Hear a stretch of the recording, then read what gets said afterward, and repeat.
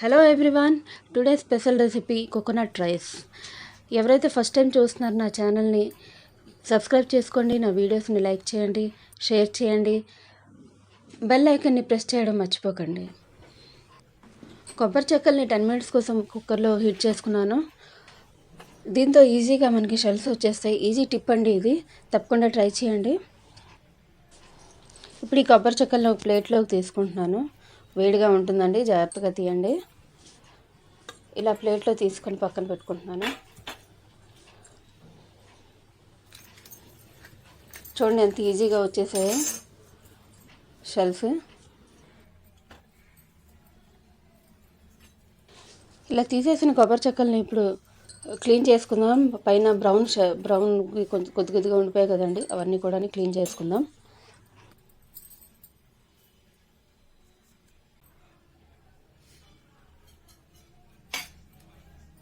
కోకోనట్ని చిన్న చిన్న ముక్కలుగా కట్ చేసుకుంటున్నాను.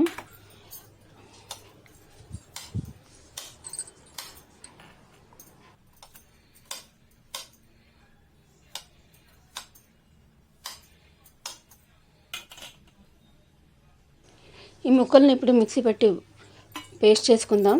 పేస్ట్ చేసుకొని వాటర్ వేసుకొని మనం కోకోనట్ మిల్క్ని తీసుకుందాం. నాకైతే 2.5 గ్లాస్ కోకోనట్ మిల్క్ వచ్చింది. ఒక పల్చటి క్లాత్లో వేసుకొని మిల్క్ని తీసుకోవాలండి. ఇప్పుడు ఒక మందపాటి గిన్నెలో 2 టేబుల్ స్పూన్ ఆయిల్ తీసుకుంటున్నాను. ఆయిల్ హీట్ ఎక్కాక బిర్యానీ ఆకు, లవంగాలు, యాలకులు, దాల్చిన చెక్క యాడ్ చేసుకుంటాను. కొబ్బరన్నం అనేది చాలా ట్రెడిషనల్ రెసిపీ అండి. అప్పుడు చిన్నప్పుడు అయితే బాగా చేసేవారు అమ్మ వాళ్ళు. కొబ్బరిలో చాలా ప్రోటీన్స్ ఉంటాయి. ప్రోటీన్స్ ఎక్కువగా తీసుకోమంటారు చిన్నపిల్లల్ని కూడా. ఇలా ట్రై చేసి పెట్టండి పిల్లలకి, చాలా టేస్టీగా ఉంటుంది. ఇప్పుడు ఒక స్పూన్ జీలకర్ర, 2 ఉల్లిపాయలు కట్ చేసినవి, ఒక 3 పచ్చిమిర్చి ముక్కలను కూడా కట్ చేసుకొని వేసుకున్నాను. గోల్డెన్ బ్రౌన్ వచ్చే వరకు బాగా ఫ్రై చేసుకోవాలండి ఉల్లిపాయలు కావాలంటే మీరు స్కిప్ చేసుకోవచ్చు. శనివారం రోజుల్లో, పూజ రోజుల్లో ఒకవేళ చేసుకోవాలి కోకోనట్ రైస్ అనుకుంటే ఉల్లిపాయలు మనం స్కిప్ చేసుకోవచ్చు. 2 రెమ్మలు కరివేపాకును కూడా యాడ్ చేసుకున్నాను.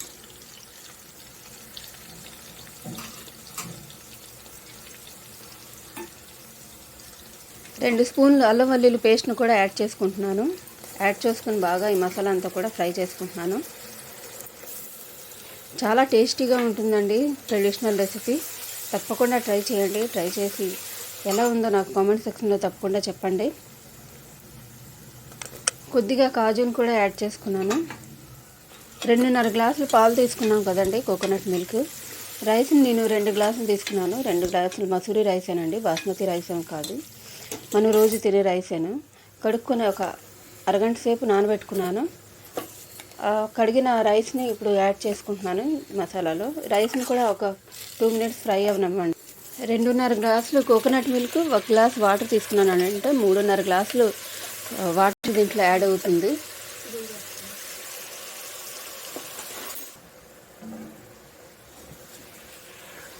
మసాలాలన్నిటితో ఈ రైస్ని కూడా కొంచెం ఫ్రై చేసుకుంటున్నాను. ఇలా ఫ్రై చేసుకుంటే మనకి రైస్ అంతా కూడా విడివిడిగా వస్తుందండి, స్టిక్కీగా అయిపోకుండా. ఇప్పుడు కొబ్బరి పాలని ఇంకా వాటర్ని కూడా యాడ్ చేసుకుందాం. నేను రైస్ని 1/2 అవర్ నానబెట్టుకున్నాను కాబట్టి ఇంకా మనకి ఎక్కువ వాటర్ పోసే అవసరం ఉండదండి. కానీ వెంటనే కడిగేసి మీరు రైస్ వేస్తే మాత్రం కొంచెం వాటర్ ఎక్కువగా పోసుకోండి. మరి 1/2 గ్లాస్ వాటర్ వేస్తే సరిపోతుంది. ఈ కొబ్బరి పాలని ఎక్కువగా కలపకూడదండి, కలిపితే విరిగిపోతాయి మనకి మామూలు పాలు లాగాను.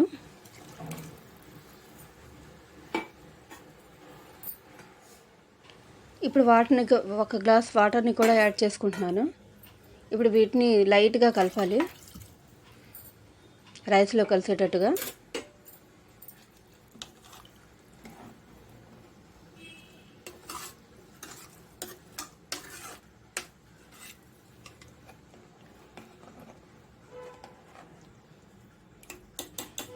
ఇప్పుడు 2 స్పూన్లు సాల్ట్ని యాడ్ చేసుకుంటున్నాను, కానీ కలపనండి, కలిపితే పాలన్నీ కూడా విరిగిపోతాయి.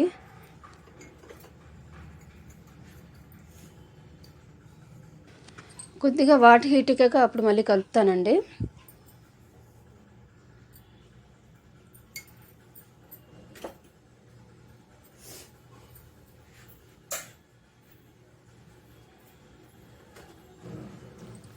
ఇప్పుడు మీడియం టు లో ఫ్లేమ్లో పెట్టేసి మనం రైస్ని కుక్ చేసుకోవాలి. 15 నుంచి 20 నిమిషాలు పడుతుందండి. కుక్కర్ లిడ్ని కూడా పెట్టుకోవచ్చండి, కానీ నేను ఇక్కడ లిడ్ పెట్టట్లేదు.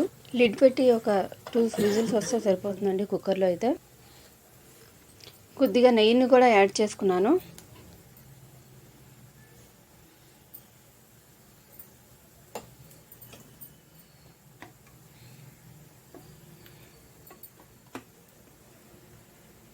రైస్ అయితే బాగా కుక్ అయిపోయిందండి.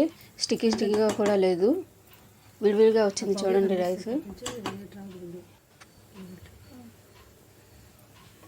మా అబ్బాయిని కాస్త వీడియో పక్క పెట్టమంటున్నానండి దూరంగా, లేకపోతే ఆ వీడియో అంతా స్మోకే కనిపిస్తుంది.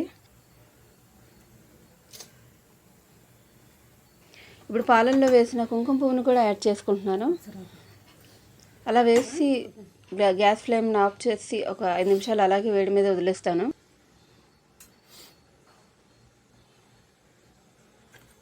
అంతే, మన కోకోనట్ రైస్ రెడీ.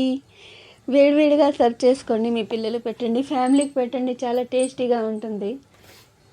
నా ఛానల్ని సబ్స్క్రైబ్ చేసుకోండి, నా వీడియోని లైక్ చేయండి, మీ ఫ్యామిలీ అండ్ ఫ్రెండ్స్తో షేర్ కూడా చేయండి. బెల్ ఐకన్ని ప్రెస్ చేయడం మర్చిపోకండి, మీకు నోటిఫికేషన్స్ వస్తాయండి నా కొత్త వంటకాలన్నీ కూడా.